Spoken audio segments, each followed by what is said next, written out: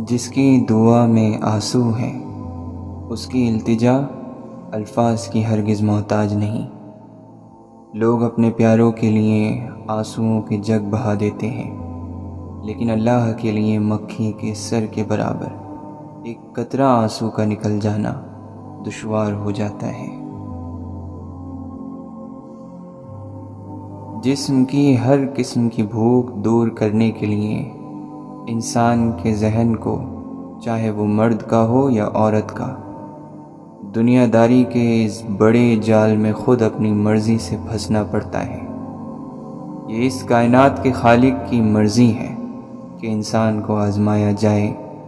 اس سے بھاگ جانا اور فرار ممکن نہیں، اور نہ ہی کسی بھی صورت قابل تعریف ہے۔ ذہن کے لیے سب سے ضروری کام جسم کو زندہ رکھنا اور اس کی مانگوں کو ہر وقت پورے کرتے رہنا ہے، کیونکہ جسم کی موت ذہن کی ناکامی ہے۔ کبھی بھی کسی انسان کی طرف سے اپنی ناقدری پر کڑنا مت، کیونکہ قدر و قیمت کا تعین ہمیشہ وقت کرتا ہے اور درجات اوپر متعین ہوتے ہیں۔ اگر انسانی رویوں میں الجھو گے تو زندگی بھر الجھ کر رہ جاؤ گے۔ بس عیب اور غیب کے جاننے والے کے ساتھ اپنے معاملات سلجھائے رکھو، ساری الجھنیں اور مسائل دور ہو جائیں گے۔ انسان کی ہر چیز بگڑی ہوئی ہوتی ہے۔ انسان کی آنکھ میں میل ہے، کان گمراہ ہے، جسم کے اعضاء میں بغاوت ہے، زبان پر کوئی قابو نہیں، ساری حسیات گمراہ ہیں۔ اپنے آپ پر بے پناہ محنت کرنا ہوتی ہے۔ جب نفس پر کام شروع کیا جاتا ہے، شروع سے شروع کیا جاتا ہے، ہر چیز ہی بگڑی ہوئی ہوتی ہے۔ اپنی مرضی کا فیصلہ عام طور پر مہنگا پڑتا ہے، اس کی قیمت زیادہ ہوتی ہے، اور اس کی قیمت ادا کرتے انسان نہ حوصلہ ہار سکتا ہے اور نہ کسی شخص سے شکایت کر سکتا ہے۔ آپ کے زندگی کے راستے میں تاخیر نہیں ہوئی، یہ خاص طور پر آپ کے لیے بنائی گئی ہے۔ اللہ جانتا ہے کہ آپ کی روح کو کس رفتار کی ضرورت ہے۔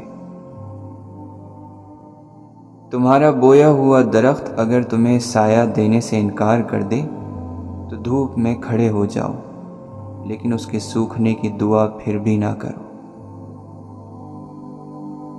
ذکر اپنی ساری زندگی اللہ کی محبت میں دان کر دینے کا نام ہے۔ مسلمانوں میں کتاب لکھنے والے سے زیادہ تعویذ لکھنے والا کماتا ہے۔ قرآن گواہ ہے کہ وہ سمندر تھا جس نے ڈبویا نہیں، وہ آگ تھی جس نے جلایا نہیں، وہ مچھلی تھی جو ہضم نہ کر سکی، وہ بچہ تھا جو بول پڑا۔ سوئے ہوئے لوگ 300 سال بعد اٹھ گئے۔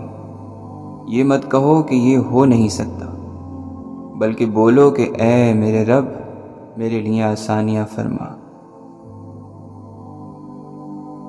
آگ سونے کو تباہ نہیں کرتی، یہ اسے ظاہر کرتی ہے۔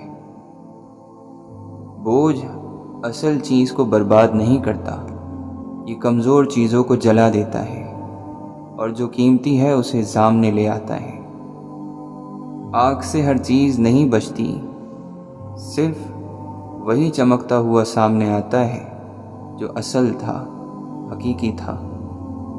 آپ کی زندگی میں لگی ہوئی آگ آپ کا اصل سامنے لے آئے گی، وہ حصہ جو قیمتی ہے۔ مولانا رومی رحمۃ اللہ علیہ فرماتے ہیں، ایک صوفی اللہ کے ذکر میں رات بھر جاگا کرتا تھا۔ شیطان نے کہا، اے صوفی خاموش رہ، تیرے ذکر کا کیا فائدہ؟ اللہ کی طرف سے جواب نہیں آ رہا۔ صوفی دل برداشتہ ہو کر سو گیا۔ خواب میں حضرت خضر سے ملاقات ہوئی۔ آپ نے فرمایا، اللہ کے ذکر سے کیوں غافل ہو گئے ہو؟ صوفی کہنے لگا، اللہ کی طرف سے جواب نہیں آ رہا، اس لیے ذکر چھوڑ دیا۔ حضرت خضر نے فرمایا، اللہ فرماتا ہے، اے بندے، تیرا اللہ کہنا ہی میرا جواب ہے۔ جب تک تیرا پہلی بار اللہ کہنا قبول نہیں ہوتا، اس وقت تک میں دوسری بار کہنے کی توفیق نہیں دیتا۔ ایک بات یاد رکھیں، جب اللہ تمہاری مشکل میں کوئی مددگار نہیں بھیجتا تو اس نے تمہیں مشکل میں تنہا نہیں چھوڑا۔ اس مشکل میں جس میں تمہارے ساتھ کوئی نہیں، اس میں اللہ خود تمہاری مدد بن جاتا ہے۔ جن کی زبانیں اللہ کے ذکر سے تر رہتی ہیں، وہ ہنستے ہوئے جنت میں داخل ہوں گے۔ امام عبداللہ بن مبارک رحمۃ اللہ علیہ فرماتے ہیں، اگر میں کسی کی غیبت کرتا تو اپنے والدین کی کرتا، کیونکہ وہ میری نیکیوں کے سب سے زیادہ حقدار ہیں۔ خوش نصیبی ہے اس شخص کے لیے جو اپنی خامیوں کو لوگوں سے زیادہ جانتا ہے۔ ہمیشہ پر امید رہو اور اچھی امیدوں سے وابستہ رہو۔ جو اللہ چاہتا ہے وہ ہو کر ہی رہے گا۔ بے شک تم لوگ کثرت سے گناہ کرتے ہو تو کثرت سے استغفار بھی کرو، کیونکہ قیامت کے دن بندہ جب نامہ اعمال میں ہر 2 سطر کے بعد استغفار لکھا ہوا دیکھے گا تو اسے خوشی ہوگی۔ انسان کی اصلاح اس وقت تک نہیں ہوتی جب تک وہ اس چیز کو نہ چھوڑے جس سے اس کا کوئی تعلق نہیں ہے، اور اپنے آپ کو اس چیز میں مشغول نہ کر لے جس سے اس کا تعلق ہے، کیونکہ اگر ایسا ہے تو اللہ جلد ہی اس کا دل پھیرنے والا ہے۔ نماز رزق کو کھینچ لاتی ہے، صحت کی حفاظت کرنے والی ہے، تکلیفوں کو دور کرنے والی ہے، بیماریاں دور کرتی ہے، دل کو طاقت دیتی ہے، چہرہ روشن کرتی ہے، طبیعت خوشگوار بناتی ہے، سستی کو دور کر دیتی ہے۔ بلا شبہ برائی سے دل میں اندھیرا، چہرے پر سیاہی، جسم میں کمزوری، رزق میں کمی اور لوگوں کے دلوں میں نفرت پیدا ہوتی ہے۔ اللہ کے بندے پر انعامات میں سے ایک بڑی نعمت سکون اور اطمینان کا نازل ہونا ہے، اور اس کا ایک بڑا سبب ہر طرح کے حالات میں اللہ کی رضا پر راضی رہنا ہے۔ جو اللہ کے لیے مخلص ہو وہ تنقید سے گھبراتا نہیں ہے، نہ اسے اپنی بات کے غلط ثابت ہونے پر تکلیف ہوتی ہے، بلکہ وہ حق کے سامنے سر جھکا دیتا ہے اور نصیحت قبول کر لیتا ہے۔ لعنت کوئی سیاہی نہیں جو چہرے پر دکھائی دے، لعنت تو یہ ہے کہ تم ایک گناہ سے نکلنے نہ پاؤ کہ دوسرے میں مبتلا ہو جاؤ۔ بعض باتیں آدھی کہی جاتی ہیں اور پوری سنی جاتی ہیں۔ بندے کے اندر اگر روشنی ہو تو باہر کے اندھیرے میں بھی دیکھ سکتا ہے، بس عکس کا زاویہ درست کرنے اور توجہ قائم کرنے کی دیر ہوتی ہے۔ ایک مرتبہ پروانوں کی دنیا میں ایک مکڑی آ گئی اور کہنے لگی کہ سب پروانے زندہ باد، میں بھی شمع یعنی آگ کی قائل ہوں۔ پروانوں کے بادشاہ نے اس سے کہا کہ جا کر شہر میں دیکھ آؤ کہ کوئی موم بتی، دیا، چراغ جل رہا ہے۔ وہ جا کر دیکھ آئی اور کہنے لگی کہ ایک چراغ روشن ہے۔ بادشاہ نے کہا کہ یہ مکڑی ہے، کیونکہ پروانہ خبر دینے نہیں آتا بلکہ جا کر فدا ہو جاتا ہے۔ اپنے اندر کا راز جگانے کے لیے زمین کی قربت، مٹی کا لمس اور مہک، خاموشی، تنہائی اور سفر کے ساتھ صبر بہت ضروری ہے۔ دنیا کی سب سے بڑی برائی یا انسانی بنیادی عیب احسان فراموشی ہے۔ صحیح معنوں میں شکر گزار نہ ہم خدا کے ہوتے ہیں اور نہ کسی بندے کے۔ جو اللہ کی طرف آتا ہے اللہ بھاگ کر اس کی طرف آتا ہے۔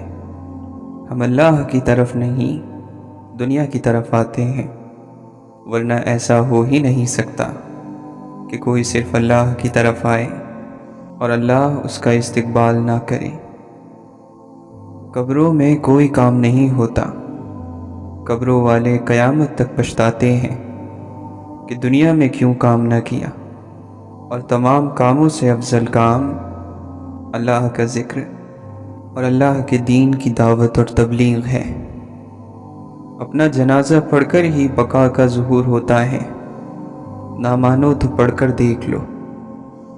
پوچھا گیا، صرف اس بات پر کیسے مطمئن ہو جائیں کہ زمین و آسمان کی ہر مخلوق کی ہر بات کوئی کیسے سن سکتا ہے؟ جواب دیا گیا، سننے والا ہر کسی کے اندر موجود ہے۔ روح جب سیر ہو جاتی ہے تو پرواز کرنے لگتی ہے، اور نفس جب سیر ہو جاتا ہے تو سو جاتا ہے۔ اللہ تعالیٰ کی تلاش میں بھٹکنے پھرنے کی ضرورت بالکل نہیں ہے۔ اگر دیکھنے والی نگاہ سے دیکھو تو اللہ تعالیٰ شہرک سے زیادہ قریب تم کو ملے گا۔ اللہ کی معرفت کو پانے اور اپنے نفس کی نفی کے لیے پہلا قدم کیا ہے؟ جب ہم اللہ سے اس کی رحمت مانگتے ہیں تو سب سے پہلے کیا کہتے ہیں؟ یہ کہتے ہیں کہ اے اللہ ہمیں معاف کر دے، اور ہر روحانی سفر کا سب سے پہلا قدم یہی ہوتا ہے۔ غصہ دراصل محبت کا دشمن ہے، کیونکہ محبوب پر کبھی غصہ نہیں آتا۔ اس لیے دعا کرو کہ یا اللہ غصے میں مجھ سے کوئی ایسی حرکت نہ ہو جائے جو زندگی میں پچھتاوا بن جائے، کیونکہ غصے میں انسان اندھا ہو جاتا ہے۔ اللہ سے جن لوگوں کا تعلق زیادہ ہوتا ہے ان لوگوں میں معاف کرنے کی صلاحیت اتنی ہی زیادہ پیدا ہوتی ہے، اور جس کا اللہ سے تعلق نہیں ہوتا وہ اپنا بدلہ خود لے لیتا ہے۔ جس شخص کی آرزو جتنی مخلص ہوتی جائے گی اتنا ہی وہ اللہ کے قریب ہوتا جائے گا۔ آپ کو احساس نہیں ہوتا کہ سات کائناتوں کا رب آپ کی مدد کے لیے موجود ہے۔ آپ کیوں بے چارگی محسوس کرتے ہو؟ یہ صرف اس وجہ سے ہے کہ ہمیں ہر چیز کا اعتبار ہے، مگر ذہنی طور پر، فکری طور پر خدا کا اعتبار نہیں۔ آج تجھے یہ نہ بتائیں کہ تیرے دین کا سب سے بڑا فتنہ کیا ہے؟ مال کا ذخیرہ۔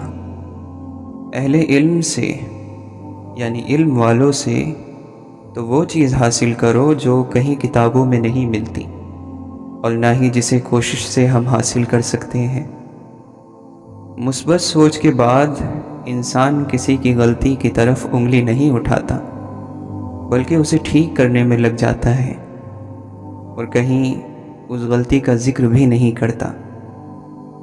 جو اللہ کا بندہ غور اور فکر نہیں کرتا وہ روحانیت کے اعلیٰ مقام پر فائز نہیں ہو سکتا۔ نفس کو ٹھکانے پر رکھنے کا بہترین طریقہ یہی ہے کہ رب کو ہر جگہ موجود سمجھا جائے۔ اللہ کے بندے کی مجلس میں بیٹھ کر اسے توجہ سے سنا جائے، زبان کو بند رکھا جائے اور آنکھیں اور کان کھلے رکھے جائیں۔ جو سچی محبت رب تعالیٰ کے لیے انسان کے دل میں پیدا ہوتی ہے وہ ملاقات کی تمنا رکھتی ہے۔ ہر وہ کام جو جلدی میں کیا جائے اور آسانی سے اس کا نتیجہ حاصل کر لیا جائے تو اس کام کی زندگی بہت کم ہوتی ہے۔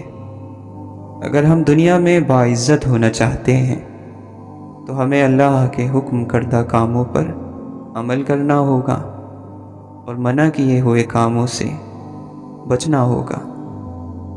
اگر ہم کسی کے عیبوں پر پردہ ڈال لیں تو رب ہمارے عیبوں پر پردہ ڈالے رکھے گا۔ اللہ کا بندہ دینے پر یقین رکھتا ہے، اس لیے ہمیشہ خوش نظر آتا ہے۔ اگر ہم میں سے ہر کوئی یہ سوچ لے کہ مجھے اپنے آپ کو ٹھیک کرنا ہے تو ہمارے اس طرز عمل سے معاشرہ خود بخود سدھر جائے گا۔ جب عقل اور تدبیر اور فہم و فراست پیدا ہو جائیں تو انسان کو اچھے میں سے سب سے زیادہ اچھا پرکھنے کا ہنر آ جاتا ہے۔ اللہ تعالیٰ کو ایسے انسان کی نسبت جس نے ساری زندگی گناہ نہیں کیے، وہ شخص زیادہ پسند ہے جس نے گناہ کیے پھر شرمندہ ہوا اور توبہ کر لی۔ جہاں احترام ہوتا ہے وہاں خاموشی ہو جاتی ہے۔ بہترین روزی وہ ہے جو آپ اپنے ہاتھ سے کما کر کھائیں۔ جس شخص نے اپنے اندر اللہ پر بھروسہ اور توکل پیدا کر لیا، وہ سوچوں اور شبہات سے دور ہو گیا۔ جب ہم سچ کی وجہ تک پہنچنے کی کوشش کرتے ہیں تو حقیقت تلاش کر لیتے ہیں۔ اگر ہم دل کو گندگی اور آلائشوں سے پاک کر لیں تو وہاں رب رہنے لگے گا اور ہمیں اطمینان محسوس ہوگا۔ اللہ کے حکم کیے ہوئے کاموں کو بجا لانا اور منع کیے ہوئے کاموں سے بچے رہنا، یہی پرہیزگاری اور تقوی ہے۔ انسان سوچ اور فکر سے جتنا دور اور جتنا خوش رہے گا اتنا ہی بڑھاپے سے دور رہے گا، کہ جو سوچ اور فکر سے دور ہو وہ خوش بھی ہو، اور جو خوش ہو وہ سوچ اور فکر سے دور بھی ہو۔ رب تعالیٰ کی سنت یہ ہے کہ وہ ہر ایک کے پردے رکھتا ہے۔ رب تعالیٰ کی محبت اور دوستی کا طریقہ غور اور فکر ہے۔ رزق وہ ہے جو انسان کی تقدیر میں لکھ دیا گیا اور انسان کو مل کر رہے گا۔ اسی رزق کے بارے میں حضرت علی کرم اللہ وجہہ نے فرمایا، کوئی شخص مر نہیں سکتا اس وقت تک کہ جب تک وہ اپنے رزق کا آخری نوالا نہ کھا لے۔ ہر وہ علم جس سے انسانوں کو فائدہ ہو وہ صحیح علم اور فائدہ مند علم ہے۔ ملے ہوئے پر راضی رہنا یہ ایک ایسا حربہ ہے جس سے انسان کے اندر شجاعت یعنی بہادری پیدا ہوتی ہے۔ جب ہم نفس کی ماننے لگتے ہیں تو ہمارا دل اور ہمارا ضمیر ہمیں جینے نہیں دیتا۔ ہم ہر طرح کے مشکل حالات میں ثابت قدم رہتے ہیں تو پھر انعامات کی بارش ہوتی ہے۔ اگر انسان باعمل ہے تو اس کی زبان میں تاثیر ہوگی اور اس کی زبان سے ادا ہونے والی ہر بات دل میں اترتی چلی جائے گی۔ سچائی کے راستے میں تکلیفیں اور دکھ تو آتے ہی رہتے ہیں، لیکن ان کے خوف سے سچائی اور دیانتداری کا راستہ چھوڑ نہیں دینا۔ اللہ کے بندے کی زندگی کا بنیادی مقصد یہ ہوتا ہے کہ میرا کسی پر کوئی حق نہیں، لیکن دوسروں کے حقوق کی ادائیگی مجھ پر لازم ہے۔ جب قناعت انسان کے اندر پیدا ہو جاتی ہے تو انسان کو جو کچھ میسر ہے اس پر راضی ہو جاتا ہے۔ اللہ کا بندہ اپنے پاس آنے والے لوگوں کو دھتکار نہیں سکتا، کیونکہ یہ رویہ رب کو پسند نہیں۔ انسان اپنے جیسے انسان کے سامنے ہاتھ پھیلاتا ہے تو وہ اپنی عزت نفس کا خیال نہیں رکھتا، اپنے مقام سے نیچے آ جاتا ہے۔ لیکن اگر ہم انکار کر دیں گے تو ہم بھی تو اسی کے مقام پر آ جائیں گے۔ اگر کسی کی زبان کی وجہ سے رب کے کسی بندے کا دل دکھ جائے اور وہ بندہ پلٹ کر زیادتی کرنے والے کو کچھ نہ کہے، خاموش رہے، تو رب خود اس کی مدد کو آتا ہے۔ جس انسان میں ایثار اور قربانی کا جذبہ ہو وہ لالچ میں نہیں آتا۔ پیٹ خالی ہو تو نفس اور اس کی خواہشیں کمزور ہو جاتی ہیں۔ علم کو عقل مندی سے استعمال کرنے کا نام حکمت ہے۔ انسان میں چڑچڑاپن اور غصہ تب آتا ہے جب اس میں مایوسی اور ناکامی کا عنصر پایا جائے۔ عبادات سے پارسائی ملتی ہے اور نیکی سے رب ملتا ہے۔ بے عملی، کاہلی اور سستی اللہ کے یہاں ناپسندیدہ ہیں۔ تعریف سے دور رہنا چاہیے، کیونکہ منہ پر کی گئی تعریف ایسا زہر ہے جو انسان کو مار دیتا ہے۔ اللہ کے قرب اور رضا کے خواہش مند دنیا کو دل میں جگہ نہیں دیتے۔ روح اگر گندی ہو جائے تو بگاڑ پیدا ہو جاتا ہے۔ کسی انسان کو منزل بنا لو، لیکن بدنیتی کو منزل نہ بنا لینا، کہ منزل اصل میں آپ کا اپنا آپ ہے۔ تو مقصد یہ ہے کہ اپنے آپ کو ڈھونڈ لو اور اپنے آپ کو مکمل شکل دے کر اللہ کے سامنے پیش کر دو، یہی منزل ہے۔ اگر تکلیف آنے پر تکلیف آ جائے تو یہ وقت صبر اور نماز سے گزارو۔ ادھر سے چٹھی آ گئی ہے، وہ محبت کی چٹھی ہو یا تکلیف کی، ہے تو آپ ہی کے نام کی۔ محبت کی چٹھی وصول کر لیتے ہو اور غم کی چٹھی آ گئی ہے تو کہتے ہو کہ وہ اسی کو واپس کر دو۔ اور جمے رہنا یعنی استقامت اللہ کی عطا ہے۔ 1 گھنٹہ یا 2 گھنٹے ساتھ چلنے سے استقامت نہیں آ جاتی۔ استقامت بس نصیب والے کو آتی ہے۔ یہ سب دل کے فیصلے ہیں۔ دوسروں کے ساتھ وہ سلوک کرنا جو اپنے ساتھ آپ نہ چاہیں، ایسے کاموں سے روح بیمار ہو جاتی ہے۔ اور دعا کرو کہ اللہ تعالی آپ کو اپنے احسان کرنے والوں کے قریب رکھے۔ اور سب سے بڑی بات یہ ہے کہ اس مشکل زمانے میں ایمان قائم رہے۔ اللہ آپ کا ایمان محفوظ کرے۔ ہم تو اس زمانے سے محفوظ نہیں رہ سکتے۔ ہمارے لیے تو اس زمانے میں بہت مشکل ہے۔ جس طرح کے حالات جا رہے ہیں، یا اللہ ہمارے ایمانوں کو تو ہی محفوظ کر، اور غریبی کے باوجود ہمیں راضی رکھ۔ ہماری حفاظت تو آپ ہی کر سکتے ہیں۔ ہم اپنی کیا حفاظت کریں گے؟ تو ہماری حفاظت کر، تو مہربانی فرما۔ اللہ تعالی ہم پر احسان کر، آسانی عطا فرما اور مہربانی فرما۔ ملامت کا اصول یہ ہے کہ ملامت جو ہے یہ تعریف سے بچاتی ہے۔ تعریف ہماری انا کو سکون دیتی ہے، گمراہ کر دیتی ہے۔ بعض مرتبہ اس شخص کی نجات کو مشکل کر دیتی ہے۔ تعریف سنتے سنتے کچھ لوگ جہنم تک جا پہنچے ہیں۔ واہ واہ اور ماشاء اللہ سنتے سنتے وہ الٹے پلٹے کام کر جاتے ہیں۔ محبت ہمیشہ مجنوں ہوتی ہے۔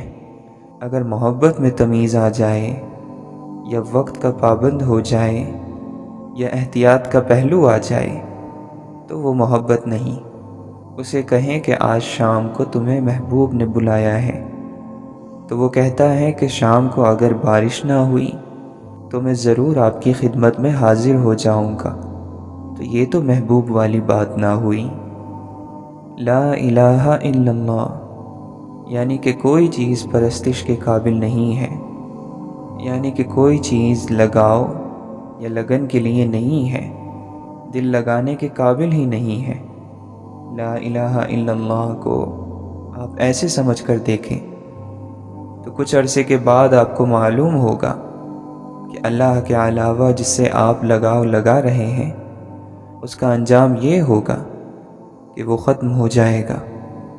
آپ اللہ کے علاوہ کہیں بھی دل لگا لو تو پھر آپ کا دل خود بخود ہی غمزدہ ہوتا چلا جائے گا اور بیمار ہوتا چلا جائے گا۔ سب سے بڑی بات یہ ہے کہ صرف اس تصور کے ساتھ خاموش وقت گزار دو کہ جاننے والا جانتا ہے اور دیکھنے والا دیکھ رہا ہے، اور دکھ بھیجنے والا بے خبر نہیں ہے، تو پھر تمہیں کمال حاصل ہو جائے گا، تب تکلیف کمال ہوگی۔ اور ایسے بھی ہوتا ہے کہ بڑی بڑی محنتیں برباد ہو جایا کرتی ہیں۔ دعا کرو کہ اللہ ہمیں اس بڑھیا کے نصیب سے بچائے جس نے محنت سے سود کاٹا اور پھر سب الجھا دیا۔ اور دعا کرو کہ یا رب العالمین ہماری محنتیں ضائع نہ ہوں، ورنہ بڑے بڑے لوگوں کی محنتیں ضائع ہو گئیں۔ جب تک آپ اپنے باپ کو یاد کرو گے وہ نہیں مرے گا۔ آپ کے والدین تو ویسے بھی نہیں مر سکتے۔ کیونکہ اس میں ایک بڑا راز یہ ہے کہ وہ مرتے وقت تک زندگی اپنے خون کی شکل میں آپ کو دے جاتے ہیں۔ جب تک آپ زندہ ہیں، آپ کے والدین زندہ ہیں۔ گویا کہ زندگی جب تک جاری ہے وہ پچھلا بندہ نہیں مرتا، کیونکہ اب وہ خون کی شکل میں ہے، باپ کی شکل میں ہے یا علم کی شکل میں ہے۔ ہر چیز کا علاج ہے، اور بہترین علاج تو یہ ہے کہ دعا کرو۔ دعا سے بلا ٹل جاتی ہے، جادو کا توڑ شروع ہو جاتا ہے، اور نیک عمل شروع ہو جاتا ہے۔ وہ روح جو راستے سے نجات پاتے پاتے اپنی پرواز میں کامیاب ہو جائے، وہ روح امر ہو جاتی ہے۔ روح جو ہے وہ یہاں رہنا نہیں چاہتی، یہ دور سے آنے والی چیز ہے، اور یہ دور واپس جانا چاہتی ہے۔ کچھ عرصے کے بعد سب ہونا انہونا ہو جاتا ہے، اور پھر آپ نے زندگی اپنی ذات کے ساتھ گزارنی ہے، اپنی ذات کی تنہائی کے ساتھ گزارنی ہے۔ آپ کی تنہائی ہی آپ کے کام کی چیز ہے، آپ اس بات کو سمجھ لیں۔ جس آدمی کے دل میں اور زبان پر محبت سے حضور صلی اللہ علیہ وسلم کا نام آیا، اس کے لیے دوزخ کی آگ نہیں ہے۔ تو جس دل میں حضور پاک صلی اللہ علیہ وسلم کی محبت ہے، اس کے لیے دوزخ کہاں؟ وہاں دوزخ کی بات ہی نہیں ہے۔ آپ بس شور نہ مچایا کرو، دوسروں کو تکلیف نہ دیا کرو، غرور نہ کیا کرو۔ آپ کے پاس جو مال ہے اس سے غریبوں کے ساتھ تعاون کیا کرو تو مسئلہ حل ہو جائے گا۔ خالق کی تلاش میں بعض مرتبہ دنیا سے بھاگ جانے کی خواہش ہے۔ دنیا سے گھبرا کر، وحشت زدہ ہو کر انسان خالق کا قرب تلاش کرتا ہے۔ جو لوگ تلاش کے پاک سفر میں دل لے کر نکلتے ہیں، وہ حقیقت کو دلبری کے انداز میں پاتے ہیں۔ انہیں کائنات کا ہر ذرہ ایک تڑپتا ہوا دل محسوس ہوتا ہے۔ آپ کی وابستگی جب اتنی منتشر ہے، بکھری ہوئی ہے، تو آپ کا ایمان کیسے قائم رہے گا؟ حال میں رہنا ہے تو کسی ایک جگہ پر ٹک جاؤ، اور ماضی میں جانا ہے تو راستے میں سب کو ادب سے سلام کرتے ہوئے حضور پاک صلی اللہ علیہ وسلم کے پاس پہنچ جاؤ۔ راستے کے پڑاؤ سلام کے لیے ہوتے ہیں، تو آج کل کے انسان پر احترام کا بہت زیادہ دباؤ ہے، اور اس طرح وہ پریشان ہو جاتا ہے، اور زندگی گزرتی چلی جا رہی ہے۔ انسان نیند کی آغوش میں ہے، کھانے پینے میں ہے، اور پھر موت کی آغوش ہوگی۔ اگر کوئی ایک تفسیر اتنی لازم ہوتی تو کتاب کی تفسیر پیغمبر صلی اللہ علیہ وسلم خود ہی بیان فرما دیتے۔ اس کتاب کی تفسیر آپ صلی اللہ علیہ وسلم کی زندگی، سیرت پاک پڑھو اور کتاب کی تلاوت کرتے جاؤ۔ اللہ کے کلام میں ذکر انسان کا ہے، اور اس کے اندر ذکر اس کائنات کا ہے۔ اب اس کائنات کے ذکر پر غور کرو، اور انسانوں کے کاموں پر غور کرو۔ عبادت اللہ کی کرو اور خدمت انسان کی کرو۔ اتنی بات آپ سمجھ لیں تو آپ کا مسئلہ ختم ہو جاتا ہے۔ قرآن کے مفہوم پر غور کرنے والی بات نہیں ہے۔ قرآن کا مطلب اگر اللہ سکھا دے تو آشکار ہو جاتا ہے۔ اگر آپ کے چلتے رہنے کی وجہ اللہ ہے تو پھر رکنے کا سوال ہی پیدا نہیں ہوتا۔ ذکر کا مقصد یہ ہے کہ آپ اس کے اندر محویت اختیار کر لیں، پھر یہ ذکر آپ کے اندر آپ کے نفس کو ٹھیک کر دے گا، آپ کو محویت عطا ہوگی، اور پھر آپ ذکر کرتے جائیں گے۔ حقیقت یہ ہے کہ بندہ مومن اس دنیا میں پردیسی ہے، کیونکہ اس کے والد کا مسکن جنت ہوا کرتا تھا۔ پھر وہ اس سے نکلے تو ایک ہی دھن تھی کہ کب واپس لوٹیں گے۔ سو مومن ہمیشہ اپنے اسی وطن کی طرف کھنچتا ہے جہاں سے وہ آیا ہے، اور جیسا کہ کہا گیا ہے کہ وطن کی محبت ایمان ہے۔ بعض مرتبہ آزمائش ایسے بھی آ جاتی ہے کہ صرف خیال ہی سے انسان ٹوٹ جاتا ہے۔ صرف ایک خیال آیا اور انسان کی ساری بزرگی ختم ہو گئی۔ اللہ کرے کہ آپ کو اپنے والدین سے محبت ہو تو آپ وہ پرانی کرسی سنبھال کر رکھیں کہ وہ اس کرسی پر بیٹھا کرتے تھے۔ اس طرح کی کرسی کے ذریعے ہی بے شمار لوگوں نے کتابیں لکھ دی، تو وہ کرسی بھی مقدس بن جاتی ہے جس پر بیٹھ کر مقدس خیال آ جائے۔ ایک حیرت کی حالت میں خاموش ہو جانا، یہ بھی بہت بڑا ذکر ہے۔ اپنے خلاف اللہ کا فیصلہ سن کر خاموش ہو جانا بھی بہت بڑا ذکر ہے۔ اس روحانی سفر پر روانہ کرنے والا کون ہے؟ جو روانہ کرنے والا ہے وہی اس سفر کو ختم کر سکتا ہے۔ اللہ نے خود فرمایا ہے کہ میں تاریکیوں سے نکال کر نور میں داخل کرتا ہوں، تو نور کے معنی ہے تعاون، اللہ کے سائے میں چلنا۔ جو شخص اپنے آپ کو اپنی زندگی کا مالک سمجھتا ہے تو وہ تاریکی میں ہے۔ یہ تو مالک ہے جو ارادوں کو یقینی شکل دے رہا ہے۔ جب انسان کی ابتدا مجبور ہے اور موت کا وقت بھی مجبوری ہے تو پھر درمیان میں کیا ہے؟ متقی یعنی پرہیزگار کے متعلق اللہ نے بیان فرمایا ہے کہ یؤمنون بالغیب، یعنی کہ اللہ کو ماننا ہے، جاننا نہیں ہے اور دیکھنا نہیں ہے، اور یقیمون الصلاۃ، نماز قائم کرنا، اس طرح سے کہ حالت نماز اور حالت زندگی برابر ہو جائے۔ تو اس طرح نماز قائم ہو گئی۔ کب قائم ہو گئی؟ جب آپ کی مسجد کے اندر کی زندگی اور باہر کی زندگی برابر ہو گئی۔ جب آپ اللہ کے سامنے ہوتے ہو تو بڑے مسکین بن کر بیٹھے ہوتے ہو، اور جب باہر ہوتے ہو تو بڑے ظالم ہوتے ہو، اور یہ کہ وَمِمَّا رَزَقْنَاهُمْ يُنْفِقُونَ، یعنی اللہ نے جو کچھ دیا ہے اس میں سے خرچ کرتے ہیں۔ گمراہی یہ ہے کہ لوگ مانتے ہی نہیں کہ اللہ نے دیا ہے، کہتے ہیں محنت سے کمایا ہے۔ لوگوں میں سب سے زیادہ خطائیں اور غلطیاں انہی کی ہوتی ہیں جو لوگوں کی خطاؤں کا کثرت سے ذکر کرتے ہیں۔ وفادار دوستوں کو ڈھونڈنا دشمن بنانے سے کہیں مشکل ہے۔ کسی کو دشمن بنانے میں لمحہ لگتا ہے، مگر سچے دوست کی تلاش میں عمر بیت جاتی ہے۔ جس کسی کو باوفا دوست مل جائے تو وہ اس دوستی پر گرہ باندھ لے۔ جہاں تک دلوں کی نرمی کا تعلق ہے تو یہ ذکر سے پیدا ہوتی ہے، کیونکہ ذکر الہی کے لیے دل میں عاجزی، اس میں تقوی اور نرمی کا ہونا ضروری ہے، اور ذکر دل سے غفلت کو دور کرتا ہے۔ مصیبت چاہے کتنی ہی دیر تک رہے، گزر جائے گی، ختم ہو جائے گی۔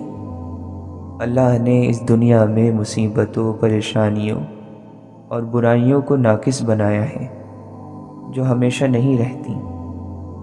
امام احمد بن حنبل رحمۃ اللہ علیہ فرماتے ہیں، میں جب موت کو یاد کرتا ہوں تو دنیا کا ہر معاملہ مجھے ہلکا لگنے لگتا ہے۔